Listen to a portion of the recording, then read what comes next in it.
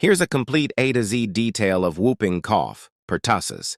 Name: common name, whooping cough. Medical name, Pertusis. Cause: caused by a bacterium called Bordetella pertussis. It is a highly contagious respiratory disease. Transmission: spreads through droplets in the air when an infected person coughs or sneezes. Close contact with an infected person increases risk.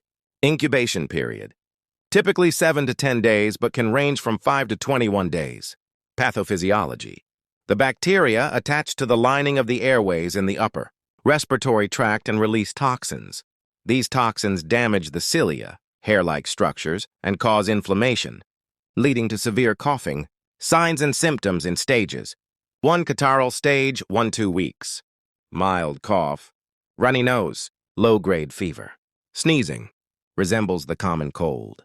2. Paroxysmal stage, 1-6 weeks. Severe rapid coughing fits followed by a high-pitched whoop sound. Vomiting after coughing. Exhaustion after episodes. Cyanosis, blue lips in severe cases. The convalescent stage, weeks to months. Gradual recovery. Cough slowly decreases but may recur with other infections. Who's at risk? Infants under 6 months, especially unvaccinated.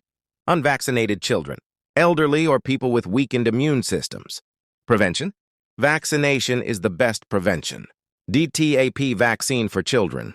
Diphtheria, tetanus, pertussis. Tdap booster for teens and adults. Treatment: antibiotics, e.g. azithromycin, erythromycin. Most effective if given early. Supportive care. Rest. Fluids: hospitalization for infants or severe cases. Diagnosis: PCR test or nasal or throat swab. Sometimes blood tests or chest x-rays. Complications: pneumonia, seizures, brain damage in infants, rib fractures from intense coughing, death in severe untreated infant cases.